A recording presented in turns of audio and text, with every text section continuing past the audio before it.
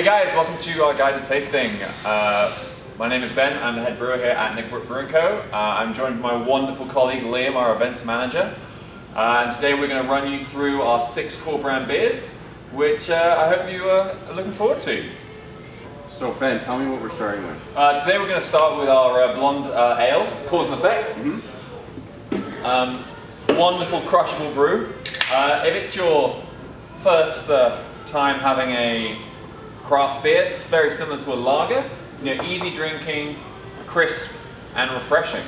So this is sort of a blonde ale is really just a gateway beer into craft beer. Yeah, right? It's your first stepping stone. If you've never had a craft beer, if you're not really a craft beer drinker, this is one that's very accessible to anyone that hasn't really been introduced to, say, big IPAs or big stouts or something. This is just very light, easy drinking,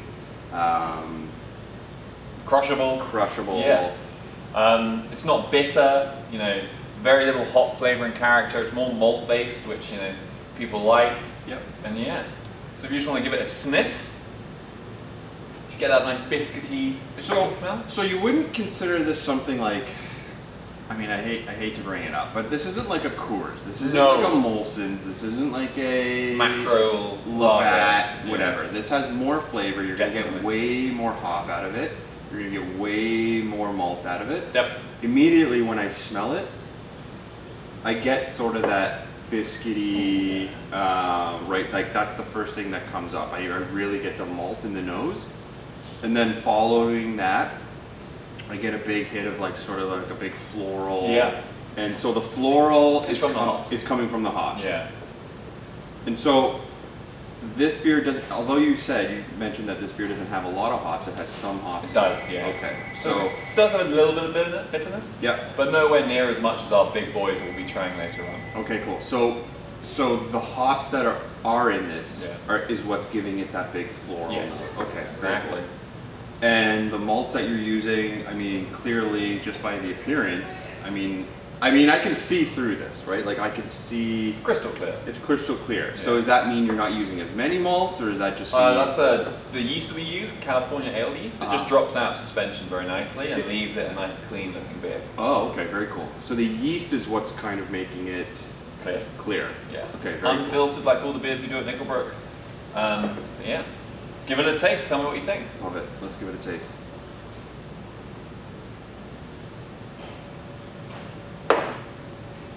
So you're right. Immediately, it's just very little bitterness. We'll discover bitterness as we go. Oh, we will. And I mean, you'll appreciate when I say no bitterness later on when we're going into the big ones. But when I say no bitterness, I really mean no bitterness. There's nothing on the back of my tongue. There's none of that bite. Nope. It's just very clean, easy drinking, smooth. Like I want to crush these all day, basically. Perfect. Yeah. Do it. So you're saying like the California yeast really is making it clean. It's giving that like really crispy, clean sort of flavor. Yep. The yeast doesn't have any flavor as well. Like later on, we'll talk about different yeasts, but this one just keeps it clean and fresh and easy to drink. And the malts that were chosen for this are chosen on purpose to make it sort of crushable, light, rather than say a roasty stout. Right. Okay. And we'll visit the stout later, but. So you're using what, one malt for this? There are 4 malts in this. Okay. Nothing roasted or like heavily malted barley. They're all, you know, light colors. You know, you've got your Pilsner, you've got your Marisola, and a bit of carafoam just to help with the head retention. Which, look at that lacing. Yeah. Woo. So if I was throwing a dinner party, which I often do. What would you recommend? Personally, I would make a 5 cheese mac and cheese. Yep. I think, you know, some nice bacon lardons in there. And maybe a bit of leek as well, sliced in with a cheese sauce. Nice. But yeah, because it would cut through, I think, the fattiness of that, you know, cheese sauce quite nicely. Yep. But yeah. So this is sort of a great beer to introduce to someone that has never had a craft beer before. Yeah, if you're a career macro drinker, try one of these and see how you like it. Yep. Great. Love it. Cut. Cheers. My personal favourite beer we make here at Nickelbrook is what we're about to talk next. It's our American Pale Ale, Naughty Neighbor. Also been one of the core brands for the last 12 years. This is a phenomenal beer in my opinion. It's multiple awards, and I'm very happy to talk about it. Great. Okay, Naughty Neighbor.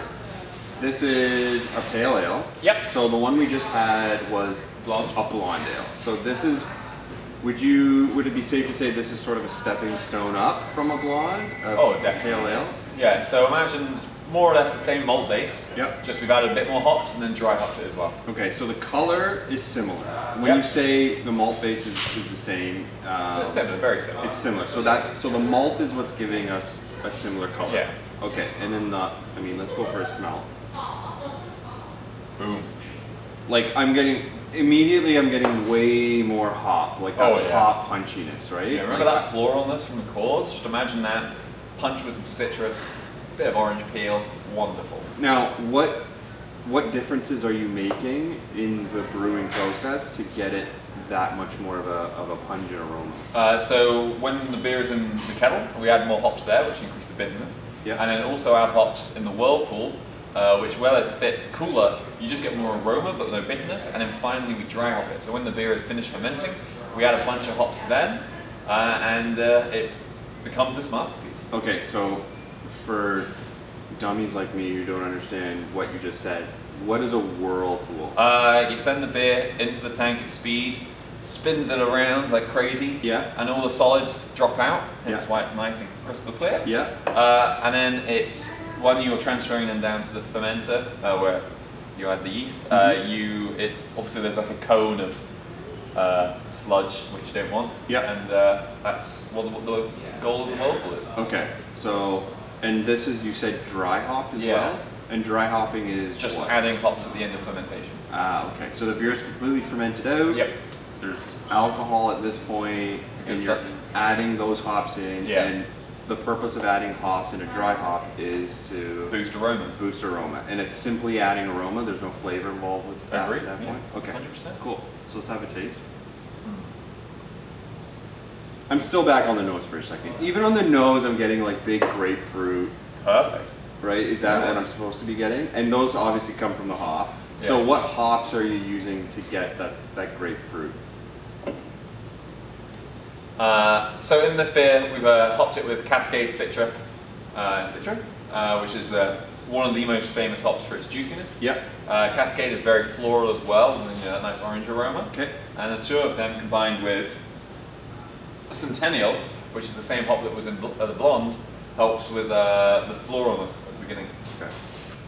When I drink this one, I immediately get a little bit more bitterness on Yep. on the back of the tongue. Yep. And so As you should. bitterness is coming from what? How are you Hops. adding more from hops? So if you need to, the acids in the alpha acids in the hop oils, you have to boil the unfermented beer with the hops in it, and that allows release of it. And the more acid, obviously, the more bitterness. Right. And so compared to the cores, where there's almost no hops added to it, probably almost double, if not triple, in the Naughty. Okay, cool. In Yeah, the well, can. you can definitely tell. Yeah. Yeah. For someone who's more used to a lager, they'd probably find this way too bitter. But start them off on the cores and then get them on the Naughty. I think so too. And to be honest, I think if you're used to drinking the macro beers like we were talking about before, even Naughty, I feel like is a safe bet to try and give someone and say, hey, try this. They might like it. You might like it, right? It's a little bit of a bigger step, but it's still in the wheelhouse. Now, if you were hosting the party, what would you cook with this? I don't know. You don't know? I have no idea. I was thinking maybe a poached portion of sea bass. Maybe a nice lemon, citrus, herby glaze or jus. And some nice russet potatoes. Wow.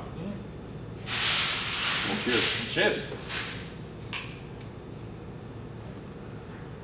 All right. All right, next up, guys, we've got our best-selling beer. It's our IPA Headstock.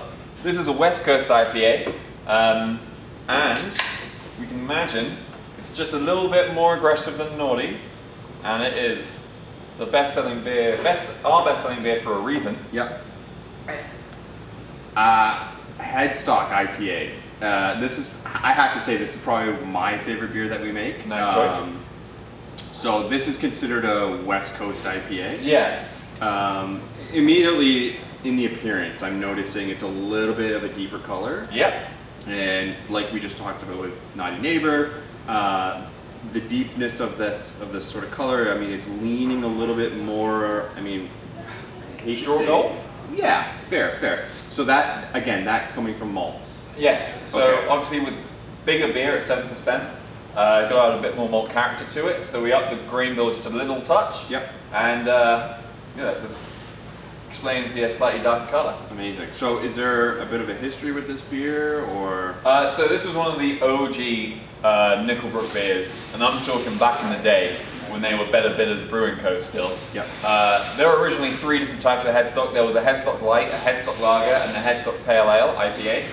And only one survived, the award-winning OG West Coast IPA of Canada, in my opinion. Yeah. No, this is a classic. Like this is Ontario's classic IPA. Yeah. It's tried and true. You know what you're gonna get. Yep. It's a big IPA. It's always big, bitter, hoppy, tons Aggressive, of grapefruit. yeah. Yeah. So I mean, this has been in the IPA wheelhouse in Ontario before. I mean, is it safe to say craft beer was as big as it is today? Oh, 100%. Yeah. Okay. Very cool. So let's at least have a little nose here.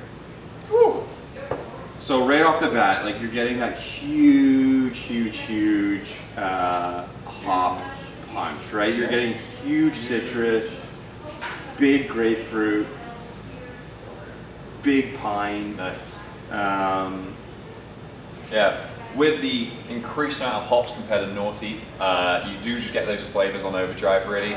The citrus notes are so much more prominent than they are in the Naughty, for example. If you compare the two of them, probably a bit tepid, Naughty in comparison. Mm-hmm. But yeah, give it a taste. Okay.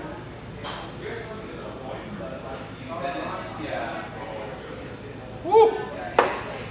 Now that is bitter, it's tasty, and it's, I think, solid 10 out of 10. So absolutely. So again, right off the bat, just like we described with Naughty, how we're leaning a little bit more into bitterness as we go along here. This is big. This is like boom, right? You're getting a big bitterness on the back end, but that's what you want out of an IPA, 100%. right? A West Coast IPA is supposed to be big and bitter. I'm also feeling like a lot more of a mouthfeel as well. Yeah. I'm not sure. Okay, so when you say percentage, you're talking about the alcohol? Yeah. So alcohol lends to what? Flavor and... When the beer gets to be a higher percent, it just like helps everything out. So you get more aroma, you get more taste, you get more mouthfeel, like you said. It feels just a bit thicker in your mouth. Yep. And it just helps it out. You know, the downside there is you can't drink as many of them. With this beer, yeah. What do you think I should eat with this? Oh, definitely some nice crispy fish tacos. Mm-hmm. Apologizing for doing fish twice. Yeah. But deep fried, nice light batter. If you want a nice cooking tip, use cause and effect in your fish batter. Boom. You know? Nice call. Yeah, soft tortillas always. No hard shell in this house. Yeah. A nice creamy avocado slaw and bit of a nice tomato red onion salsa, I think. I like a big curry, so you think yeah, why not? a curry would curry kind of like cut through the fattiness and spiciness? Like Thai? Nope. Indian? More Like, Indian. More Indian, okay. Yeah. So I think the citrus of this would kind of lean itself to sort of the curry flavors that are coming out. I think that'd be awesome. Yeah, perfect. Anyways, cheers. Cheers. Great beer. Award winning.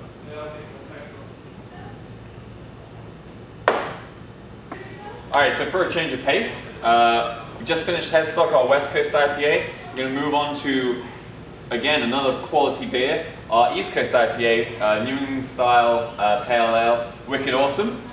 It is slightly weaker at 6.5. Yeah. And is as hoppy as Headstock. We just use the hops in a different way. Okay, so what are the immediate differences or the what's the main difference between Wicked Awesome and Headstock? The yeast used. So while earlier on we were talking about California ale yeast with these 3 beers, we've moved on to Vermont yeast. Now Vermont is a fruity yeast. It releases all these flavors, which California doesn't, and it's now probably the most popular yeast in North America. Okay, so the first 3 beers we've had have all used California ale yeast. Yep. This is the first beer in this tasting kit where we're using a different style of yeast. Yes, sir. Okay, so this different yeast is giving it an appearance difference. Yes. And it's a flavor difference. Oh yeah. And it's an aroma difference. Oh yeah. Okay. And it's all coming from the yeast. Yeah. Okay. So there are still hops in the beer, obviously contributing to some of that aroma and taste. Yep. But the clarity of this beer is less, as you can see. It's a bit cloudy. Yep. It's because of the yeast. Yep. And then the aroma as well isn't aided by the yeast. Immediately, just from the appearance, I can see how cloudy it is. Yeah. And so, is that going to keep? Is that the yeast still in suspension? Yeah, exactly. Okay. Wow. Look at me. Those events have taught you something. That's incredible. Okay, so you're saying this is called an East Coast IPA? Yes. Okay, and then this is a West Coast IPA. Yes. So is that just a fun geography thing, or is that like? So the style originated in New England, so Boston area. Yep. And then, quite simply, people realized they like juicier beers, but being less bitter. Yep. And this was our attempt at it. We did a mystery pack with 4 beers in it, and whichever one people liked the most was going to be our new core brand. You guys picked it, so yeah. Okay, so is there any style differences between a West and East? And what I'm asking is like, you mean this was really bitter. Yeah. Are we staying with that bitterness? No. Are we going down in bitterness? It's going to reduce a little bit. Okay. It's going to be much more, as we were talking earlier on about hop usage, lots of kettle hops in Headstock, a lot more whirlpool hops and dry hop in Wicked Awesome. Okay. And we've already talked about dry hop and Yeah. raw hop. Okay, cool. So let's have a smell. Give it a little sniff. Put your nozzle in the glass. Big aroma on this. Yeah, I get peach. Well, obviously that citrus is still there because it's got some of the same hops. Yep. But just when you peach, citrus, my personal favorite. Mango? Is that fair? Ooh, is that fair to say? Fancy A boy. little bit of mango? Yeah. I don't know. See, vocabulary is improving with the video. Thanks. That's alright. It's huge. It's huge. Yeah, big, huge. like big, Yeah, big, large. big. Amazing. Okay. Let's have a taste. Let's give it a taste.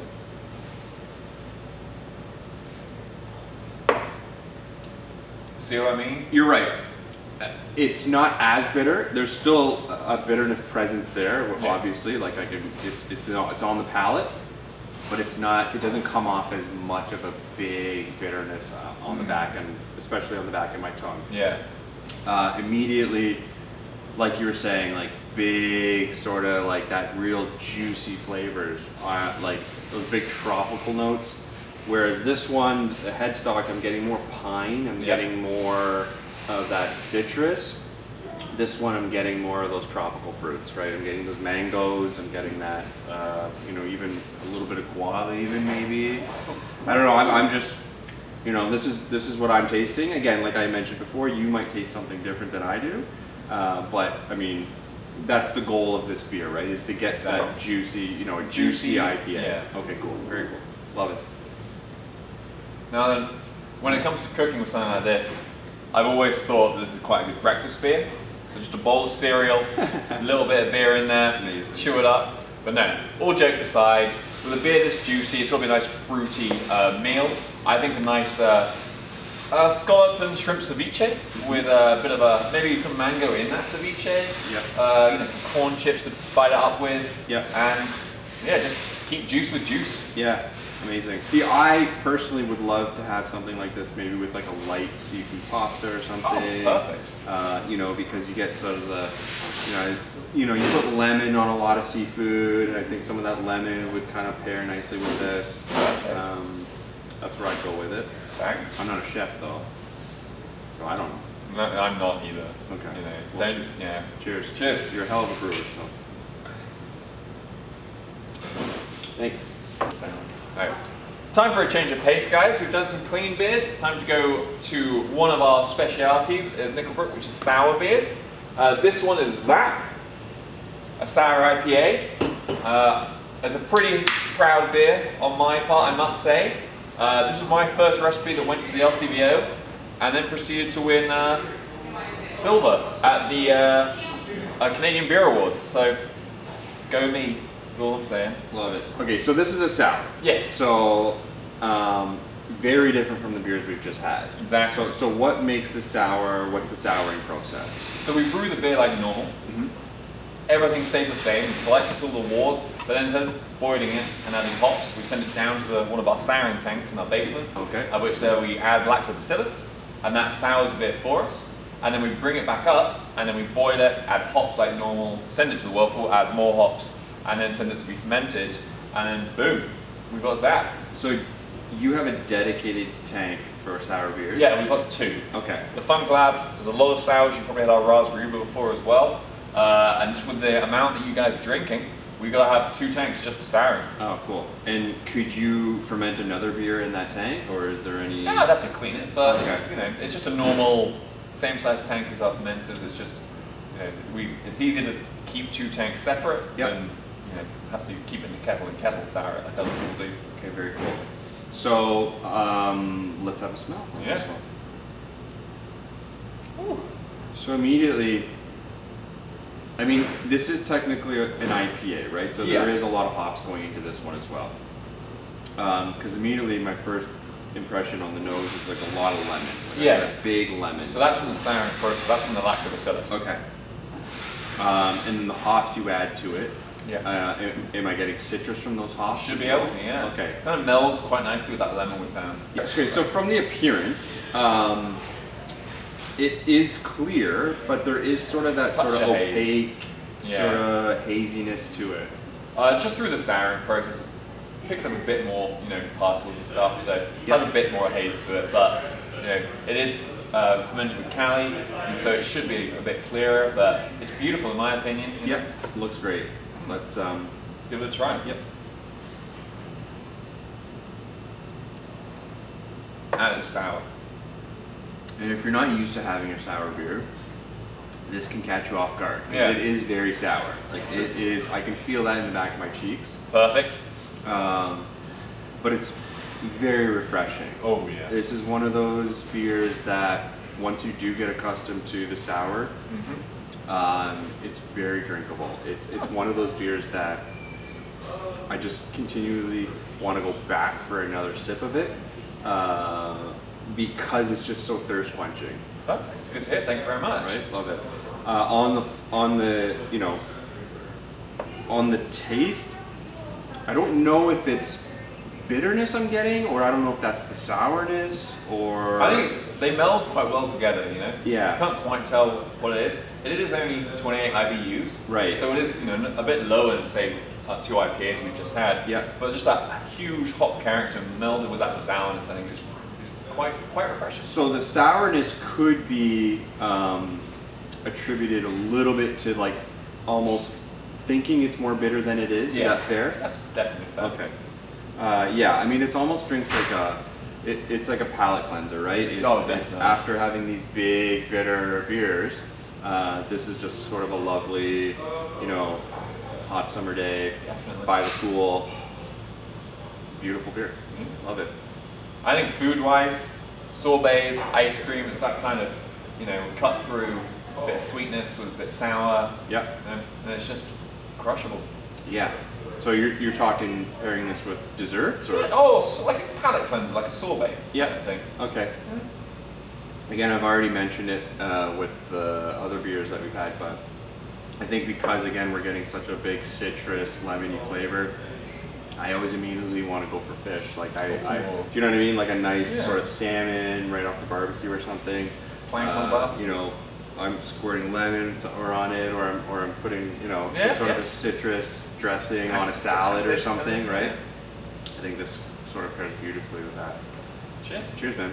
Love it. All right, guys. The last beer we're going to do for today with you guys is our wonderful stout. Cheeky Bastard. 4.5%. It's nowhere near as a killer as some of our barrel aged series. But this is a wonderful dry stout. Look at the head on that. Okay, so let's talk about this one. Obviously, a huge departure from everything we've just had. Yeah, this one has a bit of color to it. Yep. As you remember, we were talking about with the Coors about roasted malts and light malts. Shockingly, Coors had no roasted malts in, and you can definitely see this one has a ton. We've got some chocolate wheat malt, some chocolate, pale chocolate malt, some normal chocolate malt. Anything that has the word chocolate in, we try and chuck it in the recipe. Yeah, love it. So, is there hops in this beer as well? There are some hops in this beer, okay. But with such a heavy malt character, it's it's a little bit wasteful to hop it, kind of thing. Sister beer would be a black IPA if you did want something hoppy. Sure. But no, this is a nice crushable stout. Great for dessert, hence why we're doing it last. And wonderful, wonderful beer, in my opinion. I mean, just on appearance, I get that sort of lovely caramel colored head on it. And I can't even see through this at all, right? Nope. This is just, black in my glass. Now, in terms of yeast, because yeast has obviously played a big part in every one of these beers. So, are we going back to the yeast that we've used in the past? No, this is a third type of yeast. This one's from Dry English. Okay. It's a very old school yeast we use. It really benefits the malt character that we use, and just allows the malt to shine through, while not, imparting any flavor of its own. Awesome. Let's smell it. So what do you get on the aroma today? So the aroma, big chocolate notes. Good to hear. Almost like dark chocolate. Nice. I get a bit of toast, a bit of slightly overdone toast. Yep. And definitely a slight coffee in it, I think. Yeah, coffee. Like a little bit of espresso. Roasted coffee smell, yeah. Yep. None of that light. Let's have a sip.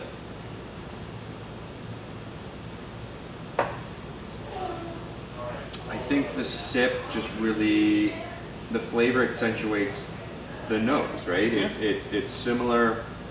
I'm getting big hits of chocolate, espresso.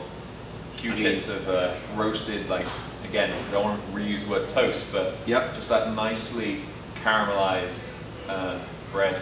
Yeah, it's just a very light stout. I mean, people think of stouts and they think heavy, thick, big, but this is actually kind of the opposite. This drink's actually really light, really easily. I mean, it's amazing what appearance can do, People judge books by the color. For sure. And this is actually really light and easy to drink, right? Nice. I wouldn't even turn something like this down in the summer because this is something because it drinks pretty light. No, it's great. I love it. I know we're in the fall at the moment, but all year round beer. Absolutely. So if we're pairing food with this, in a bit of a cheating way, I feel like because this is the last beer of the day, and the last thing you do on a 6-course dinner is dessert. Yeah. Bit of chocolate lava cake. A nice creme anglaise on there, maybe. Some vanilla pods, vanilla shavings. Yeah. What can beat that? Just don't beat around the bush with this one, right? Definitely. Just absolutely go chocolate all the way. Chocolate. Big, heavy chocolate cake. Chocolate tart. Can't go wrong. Definitely. Awesome. Well, cheers. Well, thanks, Ben. Thank you. Cheers.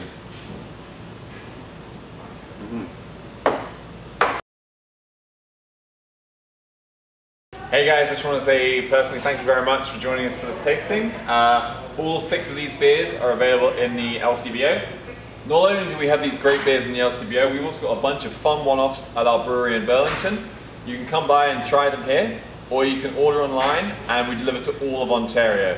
Got lactose ales, lagers, we've got sours, you've got different fruit beers, new IPAs, small batch stuff which is fun to try. But yeah, thanks again for tuning in and I'll see you guys later.